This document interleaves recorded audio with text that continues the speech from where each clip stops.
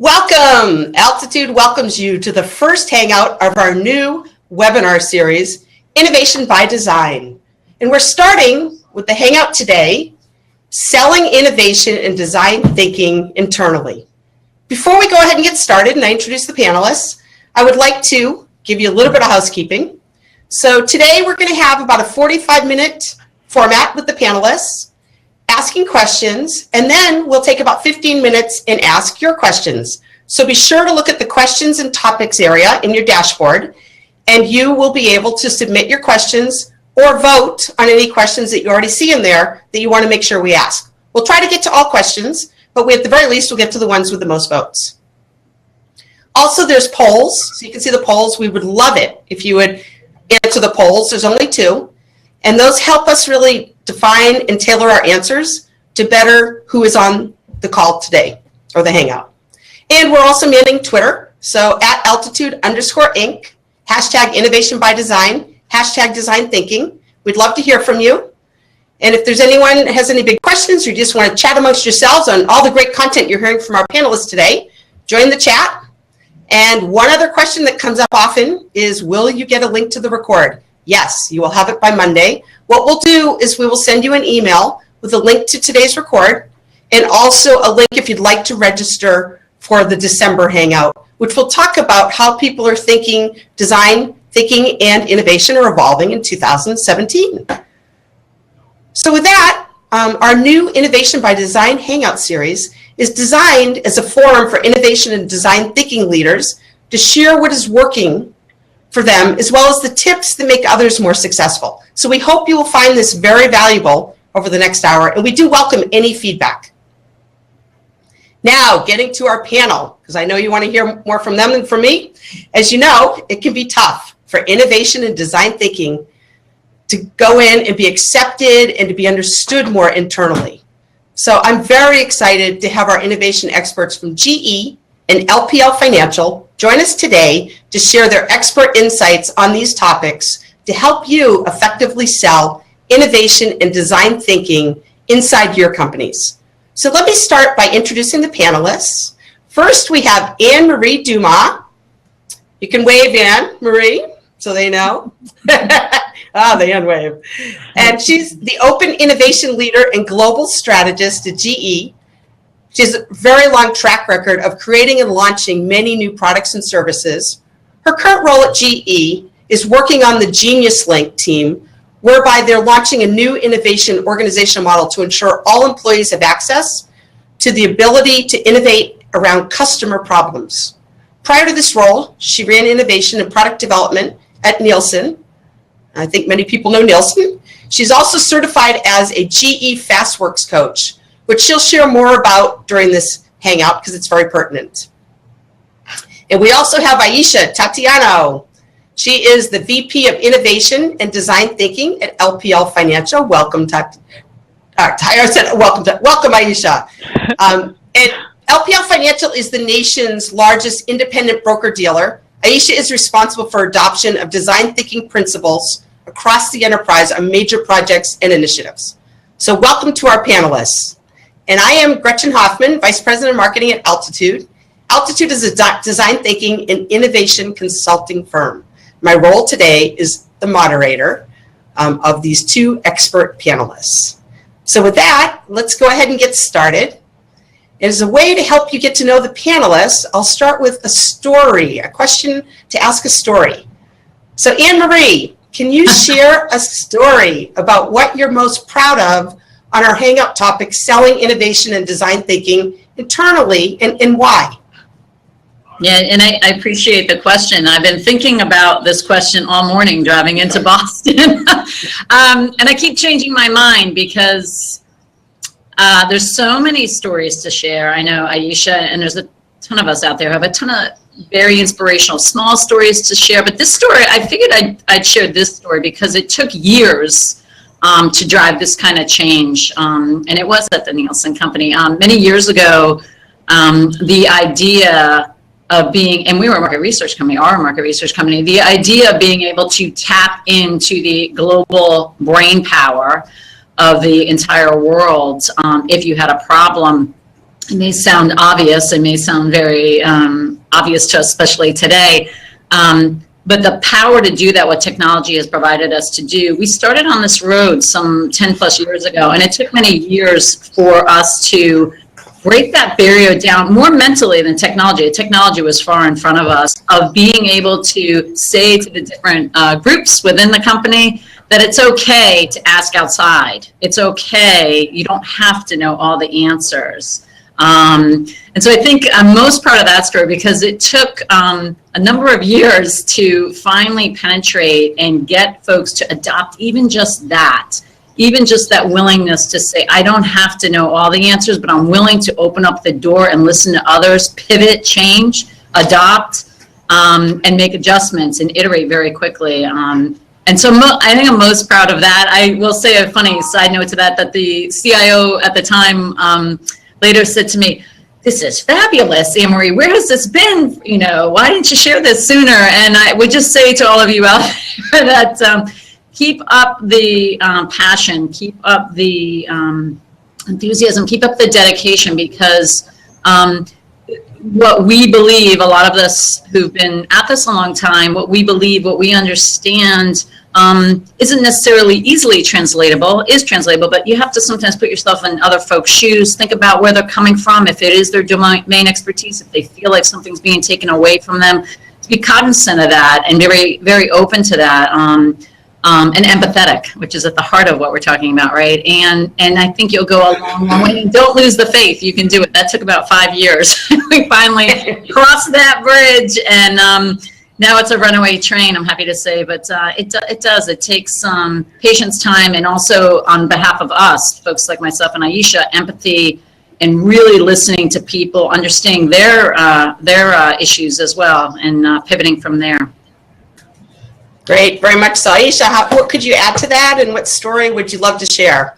Yeah, I'm thinking of a more recent story. So maybe 5 or 6 years ago, or more than that, a little bit longer than that, I did a big industry change. I went from working in manufacturing and energy to working in financial services. And the big change there was I went from working with people who produced physical things to people who produced processes and service, right? So it was a really big shift for me. Kind of a double whammy, because I was working with financial services people, and you can imagine the guy who runs a manufacturing line and the guy who runs, you know, an account department at a financial services department are really just like different humans, right? Different people. So one of my proudest stories is working with a bunch of folks who were in financial services and they're auditors.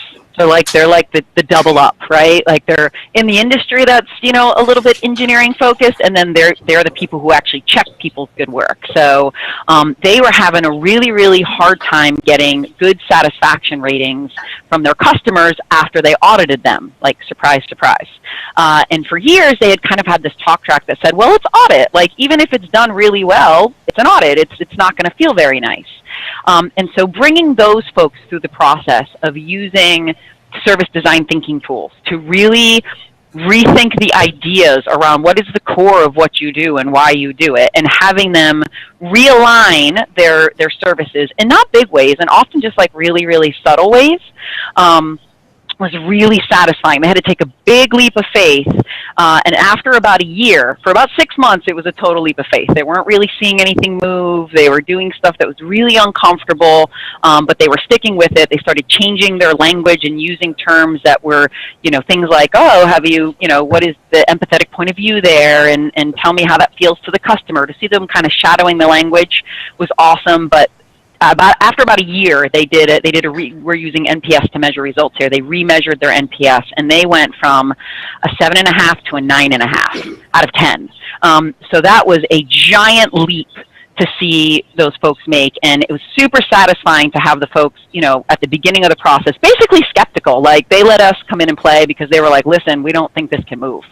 We've tried. We don't think you can do it. So sure, have a good time. We'll try it out, which is a great attitude to have about something that you haven't been able to move in the past. That was kind of the special ingredient that they brought to the story.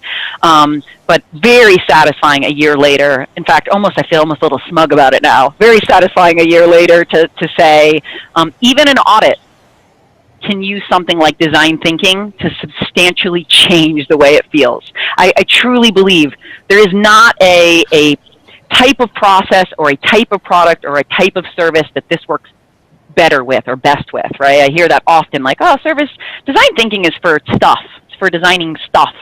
And that's just not true. It can be used for designing experiences just as well. And so I've had, that was a moment that happened in the last few years, so it's fresh in my brain. Very, very satisfying to help those folks adopt the language of emotion and feeling, and then to be able to use it to critically design something that was very successful was a nice feeling. I think, Aisha, I think that's a great point. I think there's this myth out there, perpetuated by I don't know where, that you can only apply this to things. Yeah.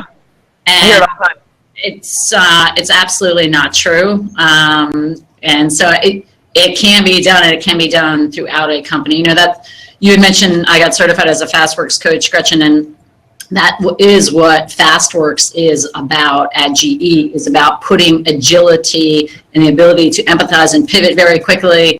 And before you lock down a certain CAD design, that you actually talk to the customer first. We understand what are the must-haves and nice-to-haves first. And to build that into the culture of the company is very, it's hard. Because there is no, unlike some other famous processes out there to be named, there is no boxes to check. There are no things that you, oh, I did that. So of course, right, great products spit out. That's not how this works.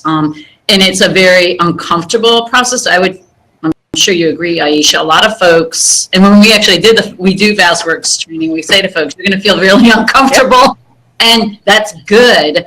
And we want you to get comfortable with the uncomfortable. I think you and I had spoken about that. I think it's not something, and I think it's important for your audience to hear, because it's not something that folks talk about. They talk about this idea like, oh, yeah, you just do design thinking, and yeah, it's so great. But to do it right, you have to feel uncomfortable. You can't see the horizon. Yeah. And it's not comfortable for a lot of people. So I think that's a big part of the culture change and adoption. And it's almost something that you can't even measure. But Aisha, that was a great story, because what you talked about is it's the mindset that you can start when you hear people.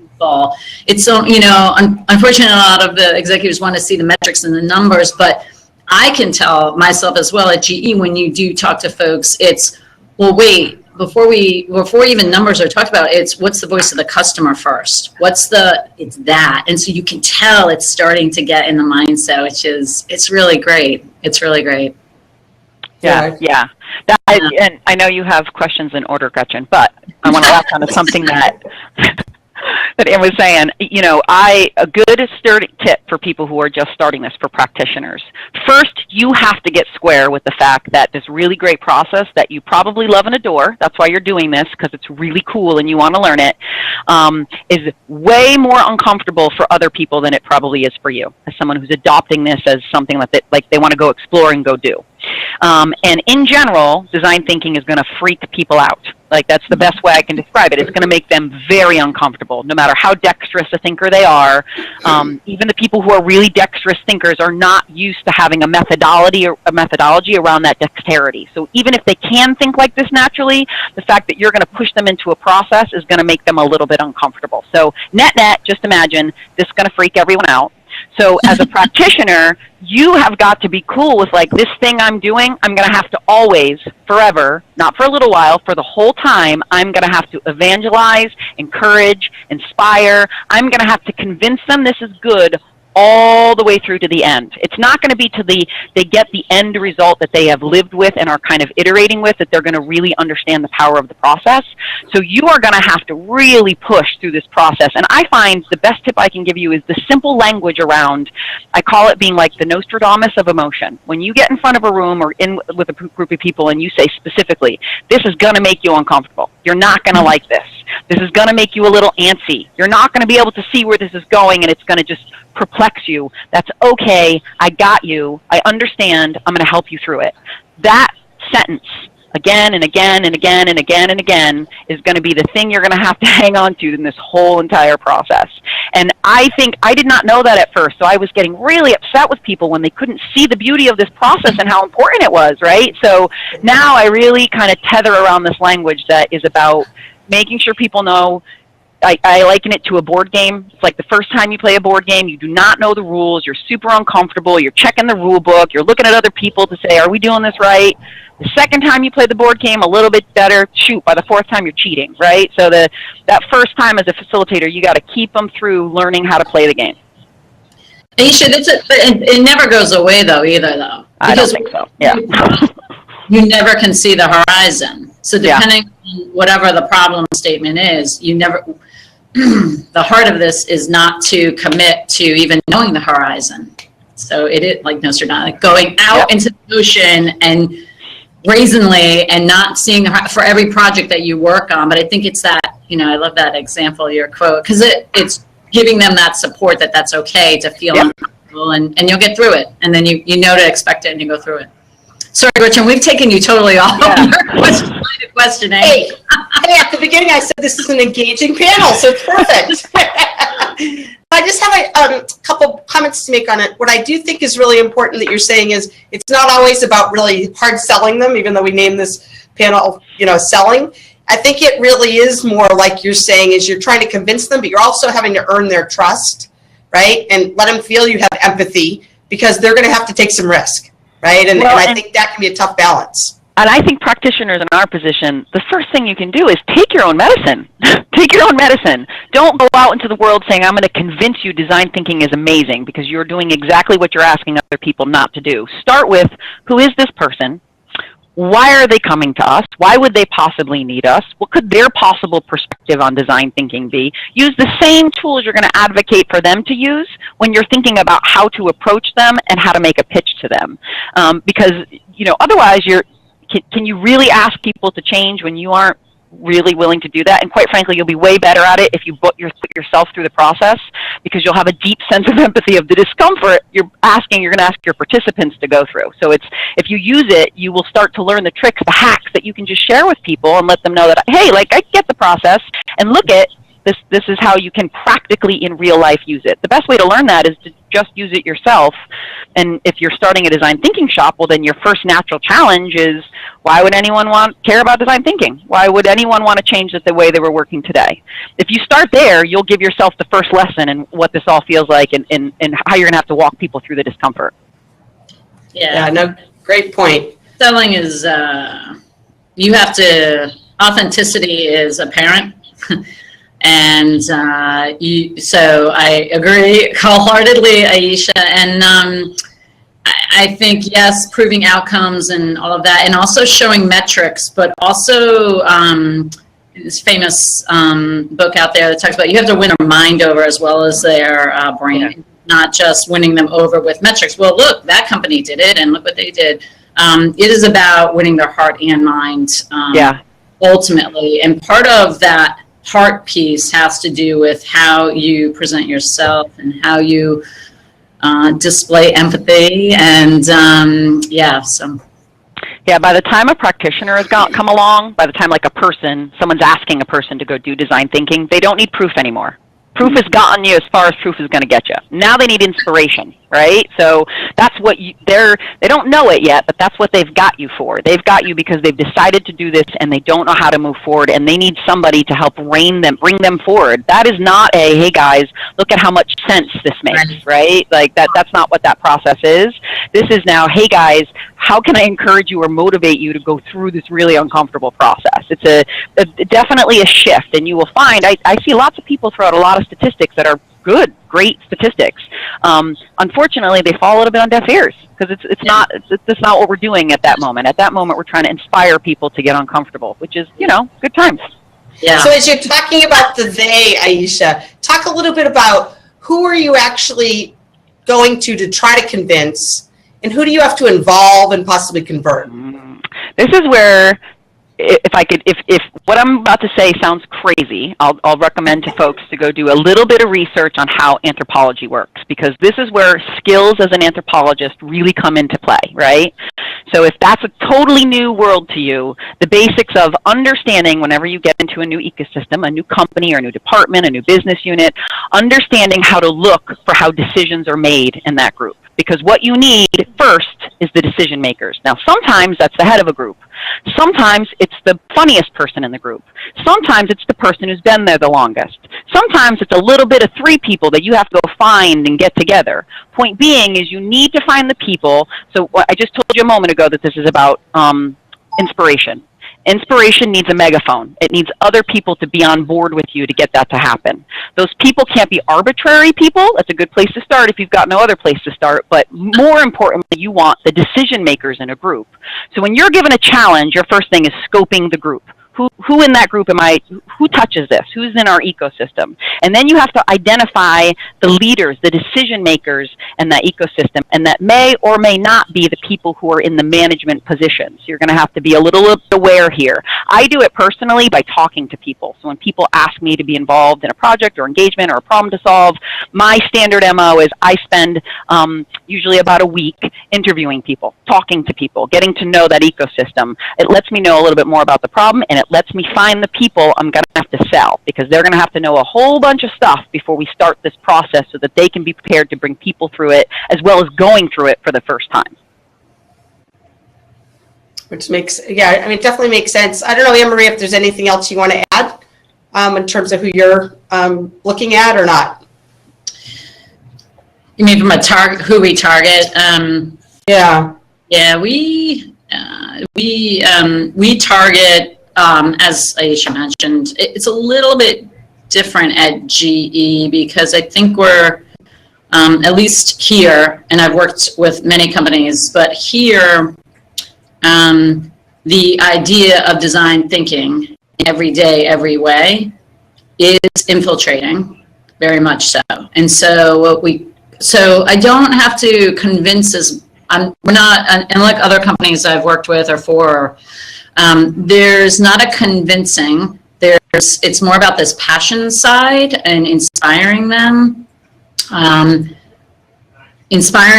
and also making sure that at the end of the day, we are helping them solve their problems. We really, honestly, I was speaking at some other event and they were surprised to hear me say, we don't even mention the word innovation. Because innovation means so many different things to so many different people. Could mean new products, could mean a new process, as you were saying, Aisha. It could mean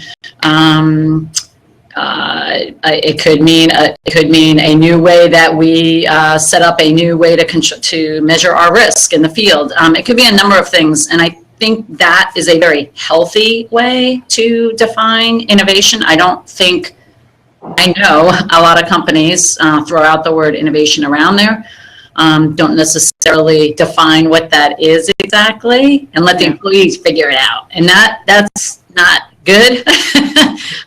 But going back to GE, I think that it's a very healthy environment. We don't use the word innovation because innovation essentially is in the blood of the company in everything you do. So therefore, what we do focus on is the problem. If the problem statement happens to be, I need a new product, or we're looking to, the Internet of Things, digitize a lot of the analytics that we have and create better analysis on how to design a nuclear power plant, so be it. Or it happens to be, how do we optimize a certain auditing accounting process? That's innovation too. So we really, we don't use the word innovation, and I like that. We really focus really hard on the problem statement. I will say as a side note, typically I find when you say innovation, typically people's brains go, there's this preconceived notion, I don't know about you, Aisha, but there's this, and it's global too. I don't know if it's... I know where you're going with this, yeah. Think of like Thomas Edison, the founder of GE. I don't know what they think of, but you say innovation and they kind of go, well, I'm not innovative. I had a funny side story of I was presenting at another company and, about innovation, and same thing. I was assuming, as you were saying, Aisha, that, everyone gets it. Everyone's on board. This is going back a number of years. And someone came up to me finally at the end of it, who I knew. They were in accounting, and they said, Anne Marie, that was great. I loved it. And then he said, but I'm not paid to be innovative, right? You know that. And I said, oh, and that's when the wheels started to turn in my own head. Like, we've got this wrong. We've got it wrong because we're throwing that word around. We're not describing what it is, what it means, how to do it. And so, a lot of the things that I've worked on, including my Squared Watermelon SaaS-based innovation management software tool, is about, and it sounds kind of crazy, but teaching people how to do innovation, like just getting folks on the same page. Because I don't know about you, you say that word, and sometimes they just like I'm not innovative. I'm not paid to be innovative. And that's wrong. As I shared that example, I mean, innovation is optimizing our auditing process. Yep. Innovation is, yes, of course, the shiny new objects in the room and the 3D printing that everyone talks about, but it's also all these other things too. And I think that's really, that's an important message to make sure that an organization feels cohesive too, that everyone has the accountability to be innovation, but to underline it with what then it means to be innovative. So if you're talking about what they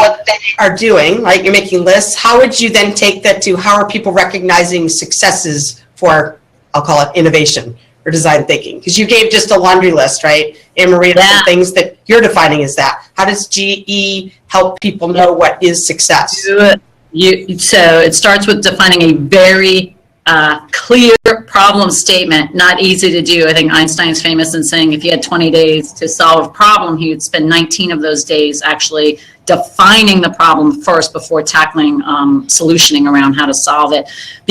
And I don't know if I know how to explain it, but it is I work across GE, and so some of the problems that I work on are very large in scope. And so trying to drive it down to the root cause, trying to make sure that we don't try to tackle the whole piece, but the specific pieces we can take action on. Very challenging to do, you get better at it with experience. And if you can and you do define the problem correctly up front, then your outcome is sitting right there. And part of my role is to make sure that we are driving toward that outcome. If this was our problem statement, whether it be to define and monetize, there's actually market demand for a certain data analytical tool out there that GE has, then that's what we're going to do. We're going to find out if there's a market demand and how much that market demand is and how could we make a market entry into there. So that is the outcome. So I think it's really important. And I know that now that I think about it, Aisha, that may sound kind of counterintuitive to some folks, because here I'm saying you don't know what the horizon is yet. I'm asking you to define it. And that's a really interesting point that I always talk through with folks, is that as we set out on the journey, I know you don't know necessarily what the solution is, but start to envision what the solution could be. Heat tolerance, are there certain mechanical issues? What are the parameters that we know as a company we have to operate in? To put those, if you will, guideposts on the solution. So I hope that explains it.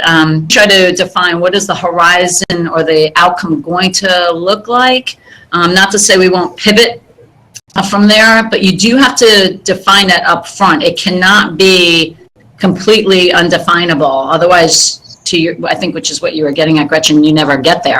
It's a mess. Like if you start off with a sloppy problem statement, you're going to wind up with a sloppy outcome and a solution you can't do. I agree with that. Good. So yeah. Well, it's interesting because we're a good panel, because Anne-Marie, you're in so everyone in your world, if you throw out the word, I think from what you're saying and from conversations we've had in the past, when you throw out the word design thinking, they have an idea of what you're talking about, right? Like they have or whatever word you're using at GE to talk about your version of design thinking, right? FastWorks, they at least get the premise. I'm on the opposite side of the spectrum where, not only do most of the people I work with they don't know what design thinking is, because I'm in a service industry, our view of innovation is even more singular. It's just one thing. It's just technology to most folks in a service industry. When I say we're going to get innovative, what they think I mean is I'm going to bring you new and novel technology. So helping, my first step, I would consider the problem statement like the middle of the process, because there's so much pre-work that needs to be done with folks setting up their ecosystem in an appropriate way to actually work this process, right? So we have to spend a significant amount of time before we get to the problem statement. I absolutely agree with you about the criticality of the problem statement, and that's certainly the first step in the actual process of doing design thinking. But in my situation, we end up having to spend a lot more time with the soft stuff, a lot more time convincing folks that you want to do this, that you know what it is, basically, that for example, I don't need you to know the process per se, but what I do need you to know is that it's going to make everyone uncomfortable, and I'm going to need you to sponsor it. And I get very thorough in the way I sponsor and contract with people and talk about sponsoring, because I know they don't know what they're about to get into. So that's a risk I know I need to help them manage. So my beginning phases usually look like sitting down with whoever are the decision makers around this problem area, and really spending some time with them, listening to what is exactly going on with them and what do they need out of this process. This is how I begin to gather the problem statement criteria for them before they know what that is yet.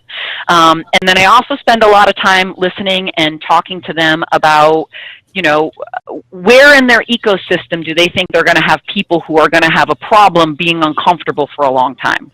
Are they going to have a problem with being uncomfortable for a long time? And what things can we set up ahead of time to help manage and mitigate that?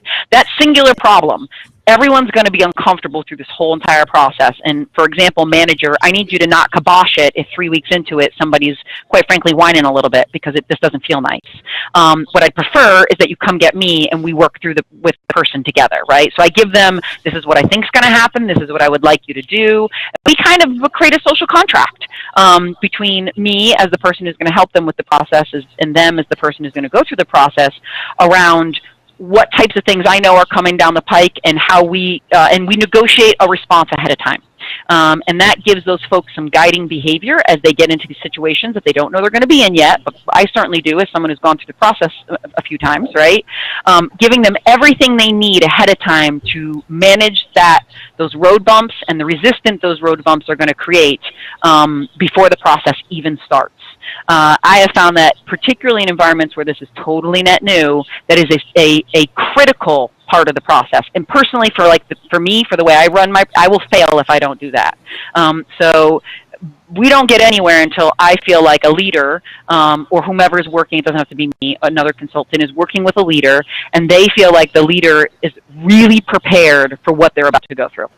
Okay, no, that's excellent points. And I just wanted, for folks that joined late, make sure everyone knows we are talking right now with Aisha from LPL Financial and Anne-Marie from GE regarding selling, innovation, and design thinking internally.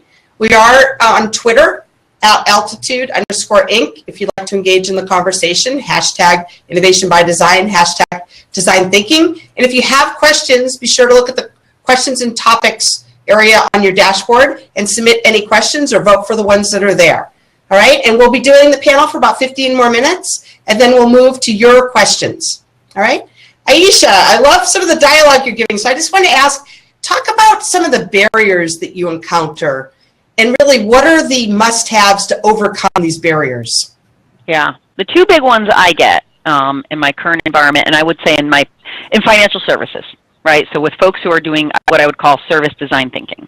The two biggest things I run into is they are not prepared for the process. That's the conversation we've been having so far, right? They're not prepared for the emotionality of the process. They're not prepared for how hard it's going to be, like emotionally, basically. That they are going to have to lead through ambiguity, which is that can be a challenge for a lot of people, right? So number one is preparing the people who are going to sponsor this work to sponsor it appropriately. Because my feeling is if it's not sponsored appropriately, just like any change management or initiative, you're kind of dead in the water. The second biggest thing I have to work on is getting folks to understand the importance of kind of one concept, but it's got two kind of facets that get expressed. We don't design things, good things, for ourselves. We design good things for our customers. So if something is designed singularly, if it is designed from our point of view, and by the word customer, I'll get loose with that word. It could be the customer of a process who's another internal employee in your building, right? But without focusing on the end user, who's getting this thing, what do they need, why do they need it, what do they want?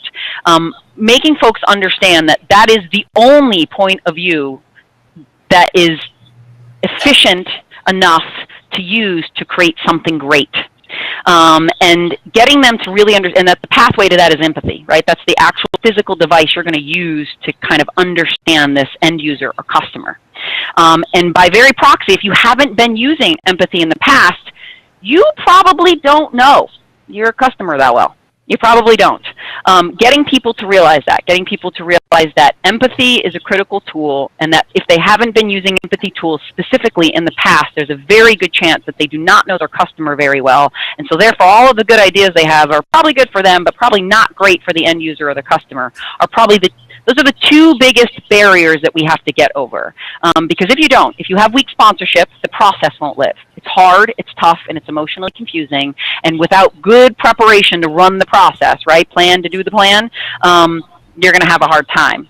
And conversely, the process will not be of good quality if the folks going in it don't realize that empathy is the key to it, and that you're going to learn things you never knew before about your customer, and it's going to point out to you that you don't know your customer that well. And if you aren't prepared for all of that, if you aren't prepared for someone to point out to you that you don't know your customer that well, you are going to fail. So for example, in a sales space where people take a great amount of pride in knowing their customer, and they arguably know the customer best in their company, we have a super tough time convincing people that this is a learning process, not a validation process. This is not about you going to validate what you think you already know about your customer. This is about you learning the things you don't know yet. That's where innovation is going to come from.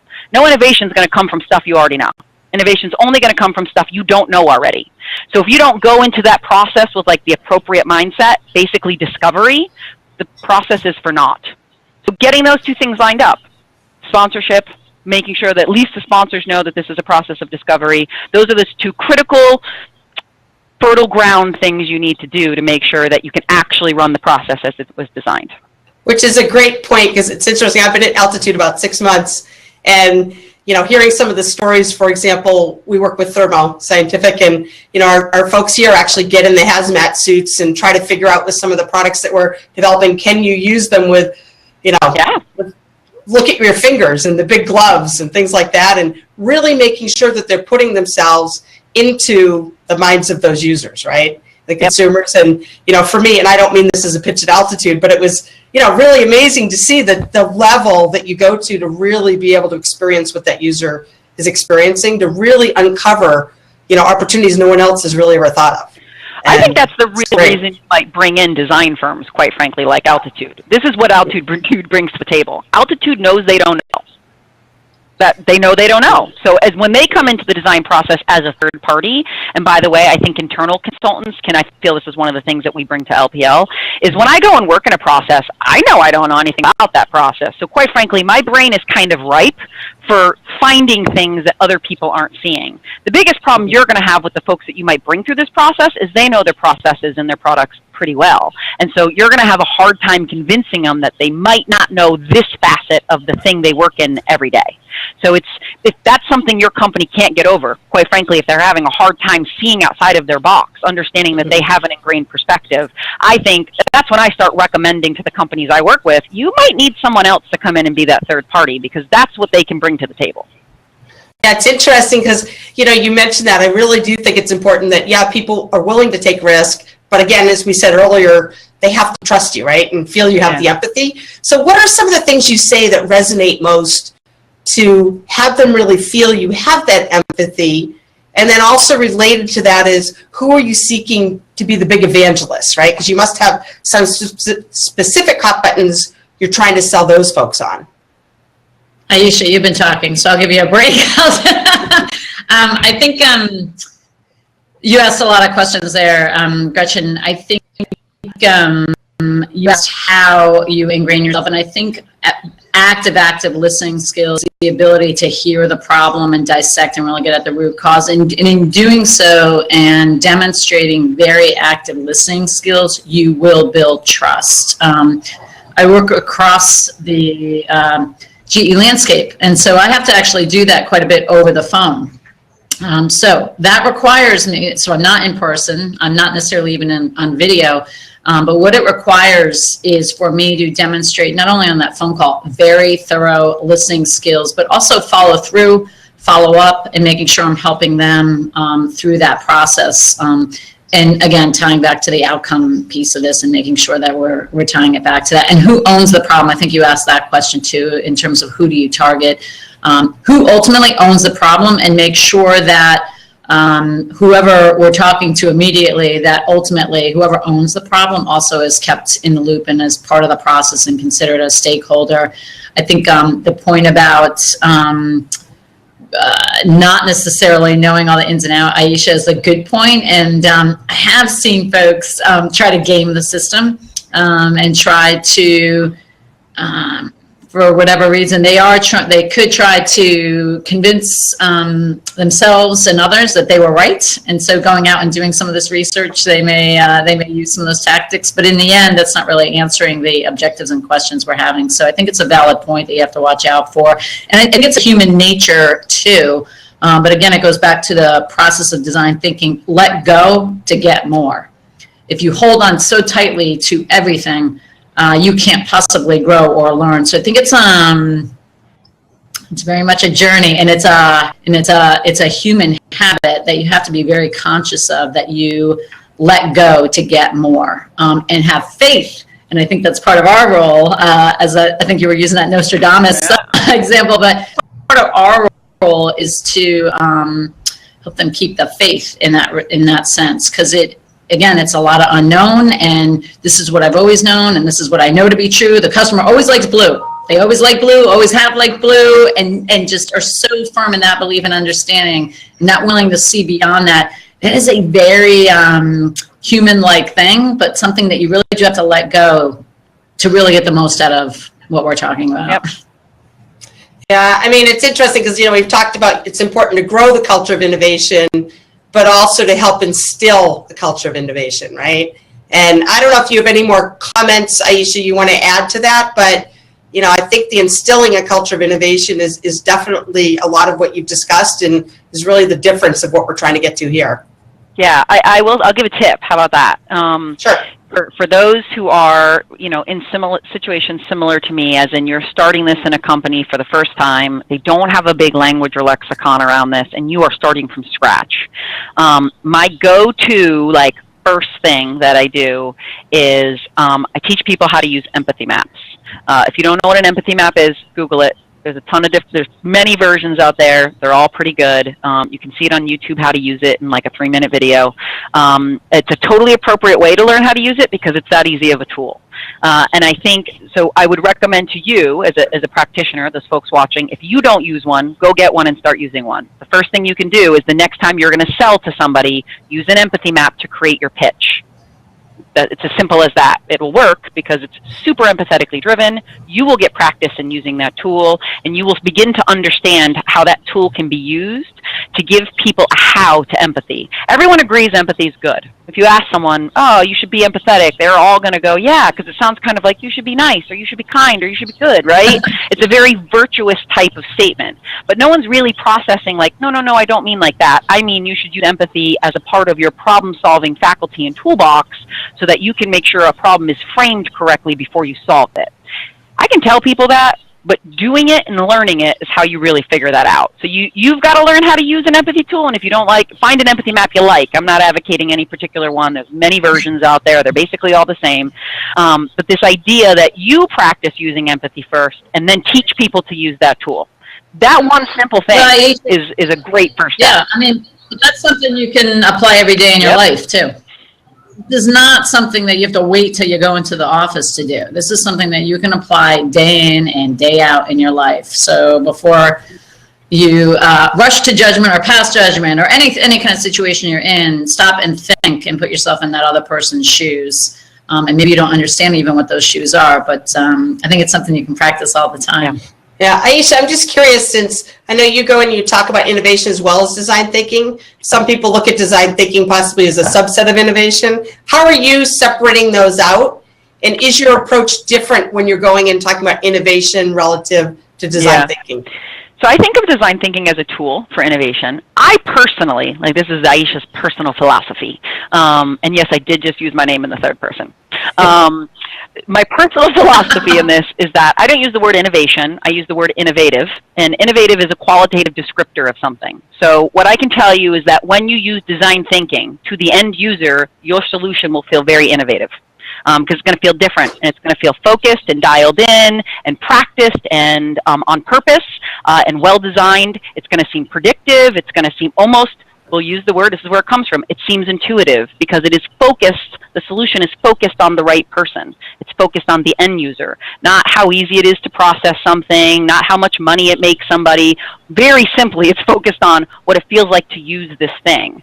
So when I'm talking about the relationship between design thinking and innovation, I'm using innovation as a qualitative descriptor. What I can promise you is that whatever you put through the design thinking process, it will feel good to the end user.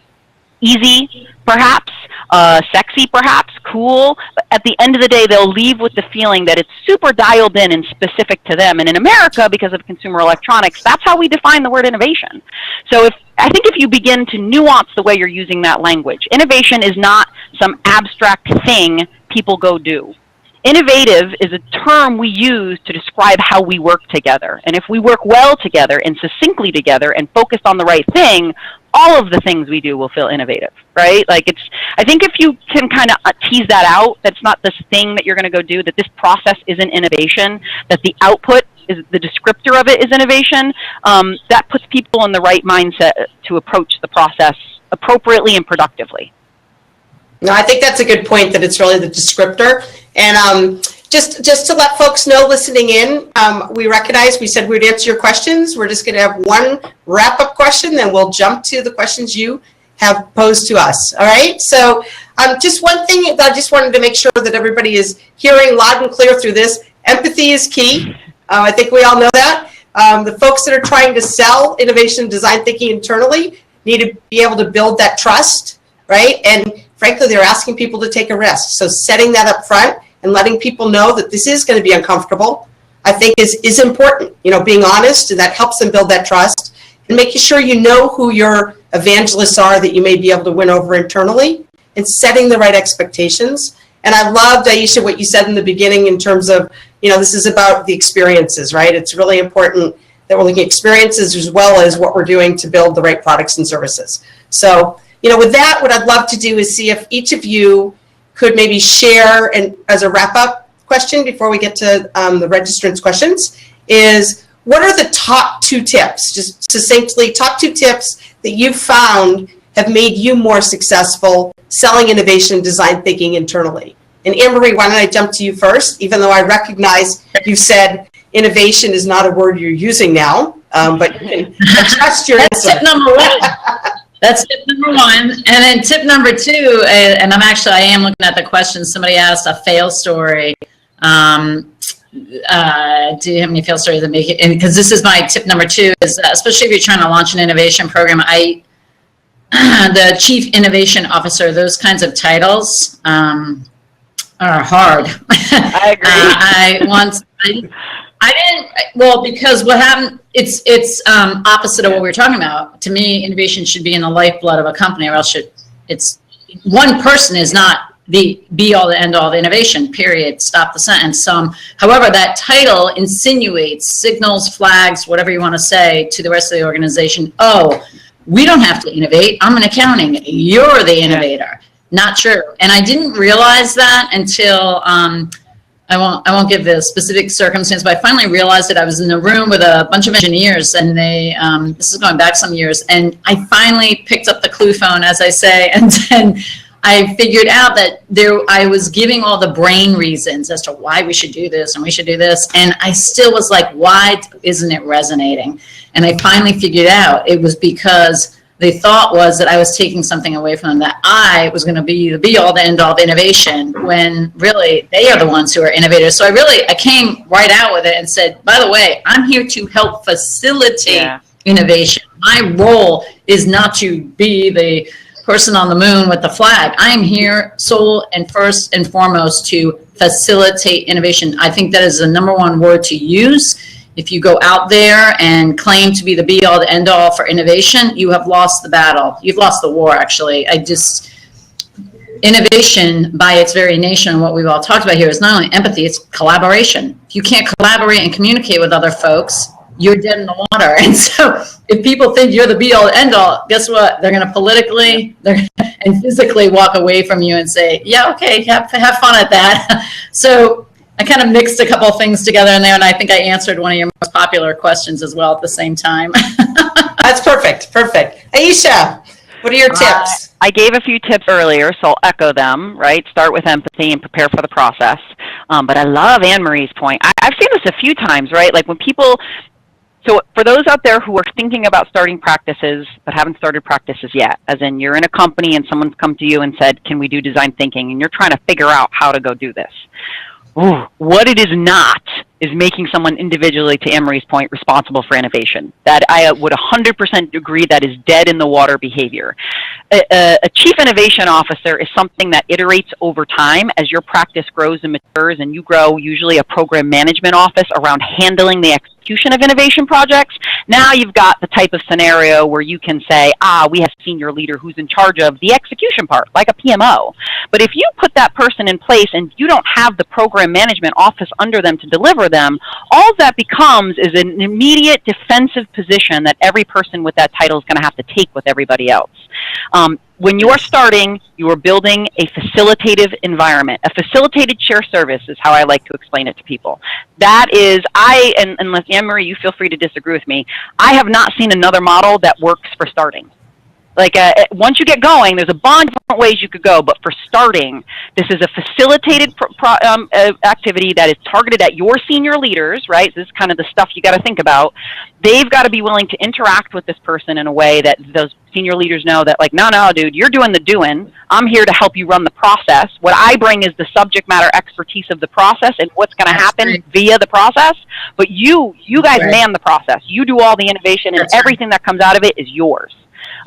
That's a super important nuance, particularly for, like, as a group, we have decided we're going to do this and now go put something in place to do it. I 100% believe, I can't soapbox about it enough, that beginning part is a facilitated activity. You'll deal with the titles and stuff down the road when you actually start getting some things in the hopper. But until you get things in the hopper, it's just those titles are really overstated and they get in the way. They don't help. Yeah, great. I'm reading some of the comments coming through, and somebody put instigator is cool too. And what it made me think of is the challenge we had is that folks like you and me, who tend to be more maverick-like, are the ones who stick up their hands to say, yeah, that's a no-brainer. Of course we should climb that mountain. And that gets misinterpreted that we are, wanting to, our group is called Genius Link, and I'm very quick to say, I'm not the genius. I'm going to connect you with the geniuses, and we will solve your problem. That's what we do as a shared service. I mean, Genius Link is set up as a shared service throughout the whole entire company. I have the pleasure of working from aviation to oil and gas to you name it. And that's what we do, is we hunt down problems, and using various crowdsourcing techniques and innovation and design thinking techniques and various innovation labs, we solve those problems in a very shared service-like environment. But it's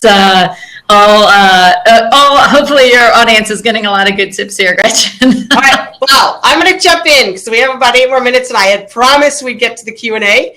And I know, Anne-Marie, you have been looking at some of them, which is great. So first, for folks that are on, again, submit your questions. We will jump at them right now. And I do want to let folks know also we have a lot of good, valuable resources on our website at altitudeinc.com. We'll also be promoting, as of tomorrow, our next webinar hangout, which will be talking about what's going to happen in design thinking and innovation in 2017. So stay tuned there. And for now, let's jump right in. We've got some lively panelists. I have to really say, Aisha and Anne-Marie, I always learn a lot talking with you. Let me jump in. You had talked already, Anne-Marie, that you'd been looking at the fail stories and talking a little bit about that. I don't know if there's anything else that, Aisha, you wanted to add. This one has been voted quite a bit here of, do you have any fail stories that you learned from to make you more successful? This is more of like a keep your chin up story. Probably the most epic fail of my career. That's what this story is. The biggest fail I ever did was with an energy firm who decided that they were going to go from, calling up the trucks, dispatching waste hauling, to doing zero waste consulting. And they asked our group to design their zero waste product. We thought we dug deep. We really did. Like, we were super proud of the design that we grabbed a few people out of the company and locked ourselves in a room to build, right? And we were calling ourselves all kinds of sexy stuff. We were like, we're an incubator. We're the SWAT team of our company. There's this problem that couldn't be solved, and they need us to do it. And we're going to get all these smart people in a room, and we're going to solve it. What we didn't do one time is go talk to our customers. Not one time. So we designed this product. Oh, and we're so thrilled with it. We're like, we've got this big marketing campaign for it. There's posters all over the place. We are like so ready to do this. We are feeling so good about ourselves. We're so patting ourselves on the back already about how like, how big and innovative this is going to be. And we take it to the customer. Our COO takes it to the customer that had asked for it, one of our major customers. And he couldn't even get through the description. They stopped him and said, we don't know what this is that you're presenting to us right now, but this is not at all what we had in mind when we were talking about this. So this poor guy has this presentation behind him. He doesn't even get through it. He's got a man like on-the-fly questions from this other thing that we didn't chase down at all. And when he came back, he was so mad at us. He came back, and I think he was disappointed, and he was caught off guard. And we really had to take our lumps because we'd forgotten the most important thing, that if the people in the company could have solved this problem without the customer's help, we would have already solved it already. It would have been done. So it was the biggest, probably the thing that put me on the path to really embracing design thinking was I need a constructive way to talk to customers that lets me listen to them and take their feedback and put it into something real. And that's what design thinking offered me. It offered me, a non-designer, a way to talk and understand the context and the customer feedback so that I could apply it.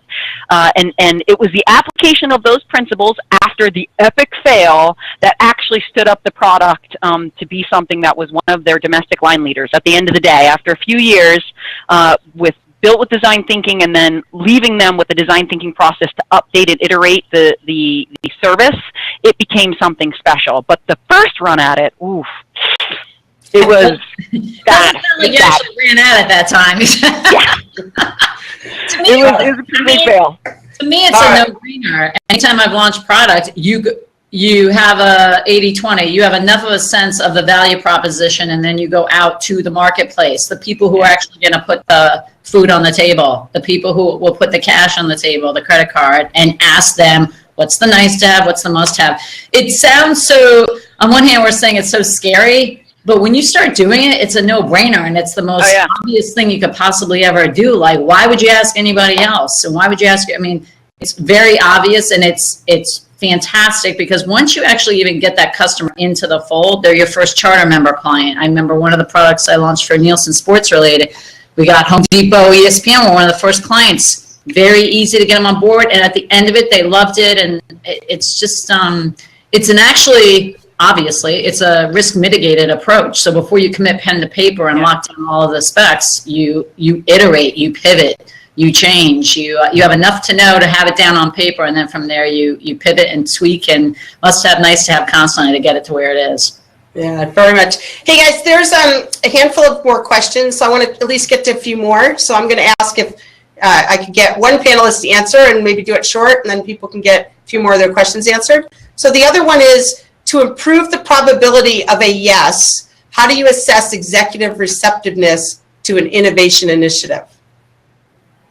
So Aisha, do you want to take that? Empathy map. That's it. If you want a tool, you've got Target, and I hate to sound like I'm talking about people so commoditized, but if you've got someone you want to convince, go download yourself an empathy map. If you don't know the person, you grab the people in the ecosystem you do know to help you, and you use that empathy map to decide what is the biggest pain and the biggest gain that you're going to mitigate or manifest. And you build your whole approach around those pains and gains that map gives you. That one tip, that's like it. It's kind of like the secret sauce. It's a super simple tool, and if you get good at using it, you won't need the tool if you get good at using it eventually. But that is both the mechanism you're going to use to sell, and it's demonstrative. You're going to show people, this is what it feels like when someone treats you this way. It feels really good. You really like it and you really want to do it. And then you can mirror it back to people and say, like, for example, at the beginning of this process when I XYZ, that was me using an empathy map to figure that out for you. You can reflect it back later. It's my number one tip is empathy map. Okay, that's That's great. All right, I'm going to go to another question. I'm rolling through these a little quicker now. What are some of the ways you get around the catch-22 you need to show the value of user research, evidence-based design in order for project leads to sell your contribution to clients? But you need project work to demonstrate value that the project lead can speak to. So you actually can see the question probably in front of you, but I don't know, either one of you could jump in. Or do you want me to repeat? I was reading through it. What are some of the ways you can get around that? You need to show the value of the research and yet simultaneously sell the contribution to your clients. And it kind of ties into the third question now, which is how fast do you commit to contributing to the bottom line? Day one. Yeah. Do not fall into the trap, which I've seen many innovation programs do, and then they disappear. Day one, take accountability for the highest impact problem you can possibly find. Document the outcome and success around that, and then use that as your flag going forward and your client referral internally. Yeah, I agree. Storytelling is important here at the beginning. My trick is a little innovation newsletter or design thinking newsletter. In that newsletter, you tell the stories of what your internal customer's problem was, how you guys solved it. You give them the credit, let them be the star because they are, and constantly tell those stories. Constantly tell from little to small, whatever problems you can begin to tackle, whatever they'll give to you. Starts at the heart of this is what this is. This is discrete problem solving. So you need a problem. That's the first step. You need someone to trust you enough to give you a problem. And if you can't get someone high up to do it, go get someone down low. There are people in your company right now who have real pain who would love someone to help them solve this problem. Great. Well, we're at the top of the hour, and I have to say, Aisha and Anne-Marie, I always love talking with you in person or on our Hangout. Really, really appreciate the great insights. I hope everybody who tuned in learned something, felt this is very valuable. Again, we appreciate getting any feedback. For any additional resources, please do go to altitudeinc.com. Under our Insights tab, we have quite a few free resources that we hope you'll find valuable. Again, thank you, everyone. Enjoy the rest of your day. Thank you. Thanks.